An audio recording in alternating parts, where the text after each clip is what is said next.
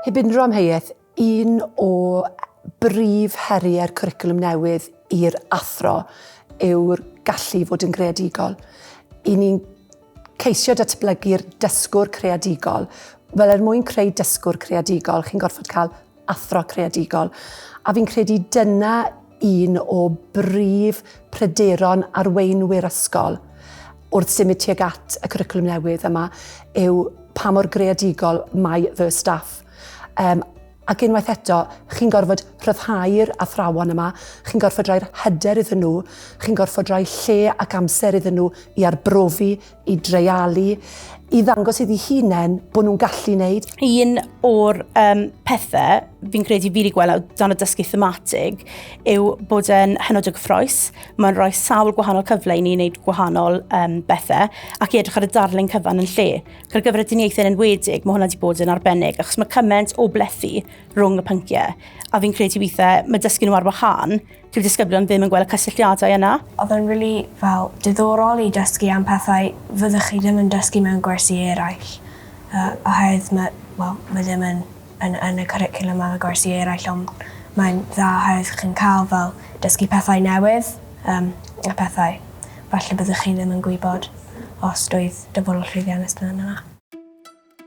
Un o'r prif ffocysau i'r athrawon o fewn y cwricwlwm blwyddyn 5 i 8 yma yw datblygu addysgeg newydd, ail edrych ar y dulliau o addysgu, edrych ar y deuddeg egwyddor addysgegol sydd yn y ddogfen gwreiddiol, a yn arbennig edrych ar arloesedd ac arbrofi, ond yn greiddiol i hwnna i gyd yw'r ffaith bod rhaid i bob athro myferio ac edrych ar be maen nhw wedi wneud, edrych ar be maen nhw wedi dysgu, gosod hynny mewn i ryw fath o gynllun gweithredu, gwella fe a symud mlaen ac yna rhannu be maen nhw wedi dysgu gyda staff eraill yr ysgol. Drwy rannu arfer dda staff gyfan, a ni wedi cael sawl sesiwn rannu arfer dda.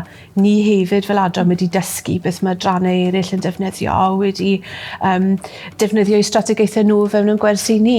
Mae yna yn y broses yma, achos mae e'n newydd, mae'r brofi yn mynd i ddigwydd, a mae e'n mynd i fynd yn hollol o wyth.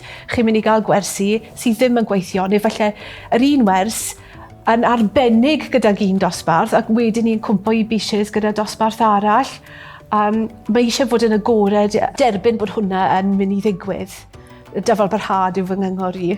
A mae rhaid chi gael yr amser i gydweithio gyda'ch gilydd. A un o'r pethau ni wedi wneud fan hyn yw buddsoddi amser. Ni wedi ffindo amser, ni wedi creu amser, ni wedi rhoi dirnodau, ni wedi rhoi 3 diwrnod cefn wrth gefn i grŵp o staff i greu cwricwlwm. Mae rhaid i ni adnabod cryfderau'n staff ni, mae rhaid i ni adnabod cyfleoedd i'n staff ni i arbrofi, i gydweithio gyda phobl eraill, mae rhaid i ni rhoi amser iddyn nhw.